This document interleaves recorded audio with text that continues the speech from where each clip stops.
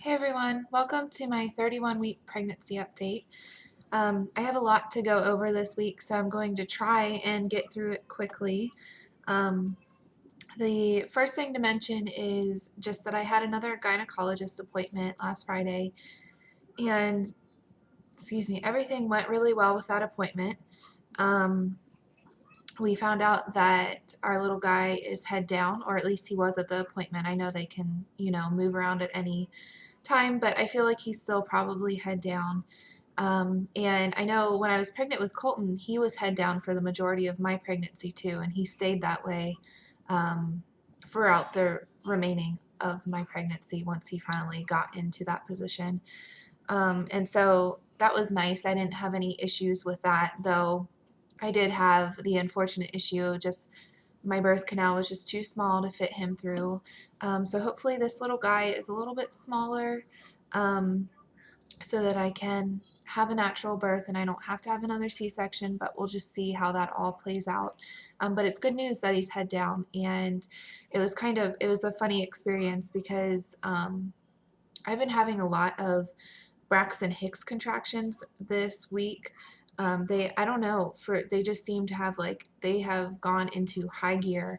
I've been getting quite a few of them. I've been getting them every day, and I've been getting them multiple times a day. And they are they're inconsistent, but they are the most consistent at night. I'll get a few in a row and then it'll let off, and then I'll get a few in a row and it'll let off. And then usually when I lay down for bed, they'll stop, and then I'll fall asleep. But in between all of the contractions, this little guy moves like crazy. His movements are so noticeable, and it's kind of funny. Last night he was just moving and moving and moving like crazy, and he was giving me like really really big moves where like my stomach was just like doing waves, and it was like really dramatic. You could really see it from the outside, and I could really feel it. And so Chris put his hand on my stomach, and he had it on while he was moving, and he was just constantly moving, like he wasn't even like taking breaks. And eventually Chris just like took his hand off, and he's like, oh my gosh, like that's really weird. Because he was moving so much and it was so strong. It was kind of freaking him out.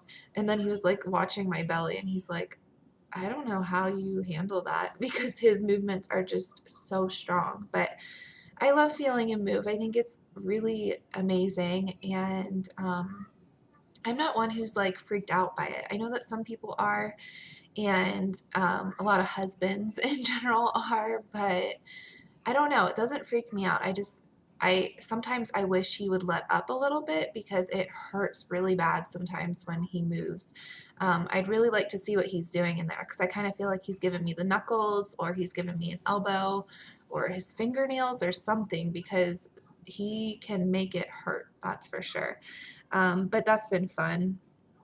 So anyways, I got completely off topic. So when I was at my gynecologist appointment and I laid down for him to hear the heartbeat, I had a contraction, and so he went ahead and listened to the heartbeat while he was waiting for my contraction to stop, so he could see the position of the baby.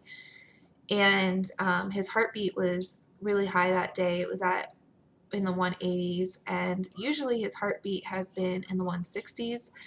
And the doctor said that was fine. He was, just excited that day.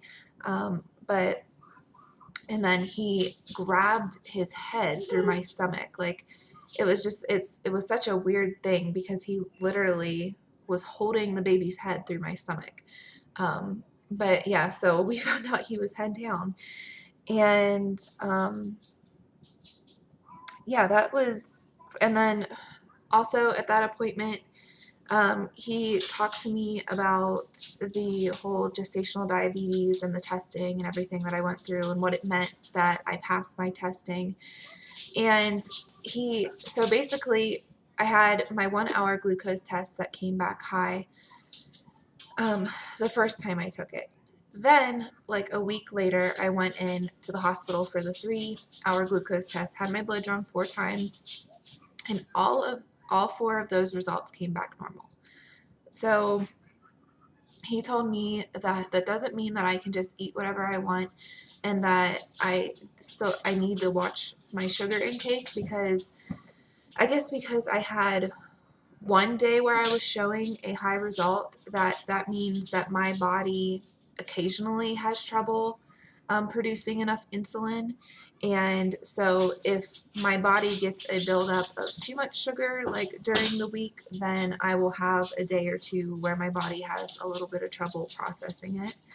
Um, so I don't have diabetes, but I am a little bit, I guess, like sensitive to sugar right now. Like my body doesn't always fully compensate, for what it needs. So he was telling me that I should treat myself like I have diabetes with my eating, which confused me. The only things he told me like I flat out couldn't have was soda, fruit juices, and like cakes and cookies and things that are really high in sugar. So as far as like fruit and stuff, I'm like really confused on that. I don't know if maybe um, if all I need to cut out is, the really high sugary stuff, or, just have it in very little moderation. And then I am fine with fruits. I don't know. I'm going to ask him when I go to my next appointment. Maybe some of you could have some advice for me. That would be really helpful, because I've tried looking it up online and I can't seem to find like any advice on what to do whenever you don't have gestational diabetes, but you have some kind of sensitivity to your blood sugar levels while pregnant. So, um, anyways, I need to ask him about that. So, because I've been like um, trying to stay away from like bananas and the higher sugar fruits, and then just stick with like the lower sugar fruits, and obviously just watch sugar intake on anything else like yogurt and things like that. So, um, yeah, that's that for the appointment. And I already mentioned that I've been having Braxton Hicks contractions quite a bit. Um, and then also my calves have been tightening up a lot. Ugh, I hate that feeling, like, because I've been trying so hard to like, I'll try to stretch them out and like massage them, and get them to the point where it can let up enough that I don't have to worry about a Charlie horse. But I have been getting a few Charlie horses, and my calves have just been really tight lately.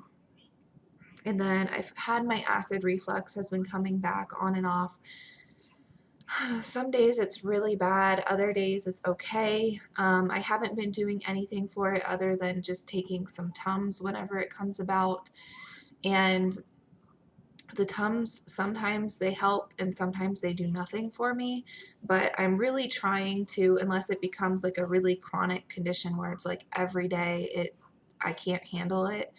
I'm trying to just manage it the best I can, just with Tums and sitting up. And also, I read that oatmeal really helps whenever you have acid reflux. And so the one night I had really bad acid reflux all night. It woke me up, it kept me up. And so then that morning I made myself some oatmeal, and it did seem to help. So if you guys are having bad acid reflux, try some oatmeal, because that seemed to help for me.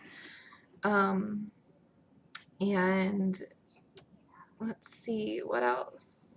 Um, then also, another thing to mention is I've been having this really annoying toothache this week. It just started like yesterday, and it's not horrendous, but like whenever I like chew and stuff, I notice it more. And it's just like my one tooth is sensitive right now, and so I'm hoping that'll go away.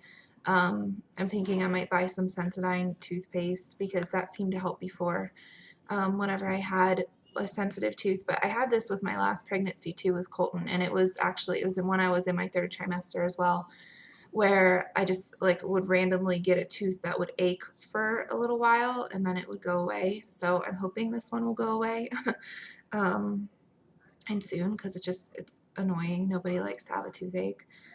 And then the last thing to mention is just that I've been trying to incorporate some more exercise in, because I know that's good for, I mean, it's just good for you in general. But this whole pregnancy, I've just had trouble with not really being able to do a whole lot of extra exercise because my body just does not respond well to it this pregnancy.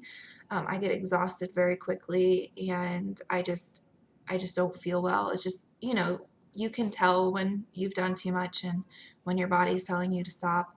So I just kind of had that like throughout my whole pregnancy. I've tried, doing exercises on and off, and I've never been able to consistently stick to like a workout plan while being pregnant because my body just hasn't responded well. And I mean, I was working out a lot before I got pregnant, and I was, doing my best to get into the best shape that I could and, eating healthy and all that stuff. So it's not like I wasn't, working out previously to being pregnant or anything, but this pregnancy has just really drained my energy and my ability to do extra working out. Basically, just trying to keep up with the house and Colton is more than enough for my body and too much for my body most of the time. But yeah, so I was trying to go for walks around the neighborhood, and it was funny. Like, I just have to laugh at myself because I'm basically at the point where when I'm walking, I'm waddling, and I just get, I get fatigued fairly quickly. I am so much slower than I used to be. Like, I'm a really fast walker, just like naturally, and so Chris sometimes will like have a hard time like keeping up with me when I'm just like walking because I don't know, I just naturally walk fast. But now that I'm pregnant, I'm having a hard time keeping up with Chris. And whenever like we're going through like the grocery store and stuff, because I like have to stop and take a break sometimes because depending on like how long I walk and stuff, I'll start to feel a lot of pressure down there, and I have to kind of like stop for a little bit, and then sometimes I just have to plain go and sit down because to get the pressure to go away, because that's not a good feeling, and I definitely don't want to push on him coming, at this point, at this early. He doesn't need to come yet. 31 and a half weeks. No, he doesn't need to come just yet. He needs to stay in there for a while longer. So but that's pretty much it for the update. I will show you guys my belly, and then that'll be it. Colton's back here being good. He's watching his little morning show. And so this is my belly at 31 and a half weeks. Big belly. You can definitely tell there's a baby in there. All right, well, I hope you guys enjoyed, and I will talk to you later. Bye.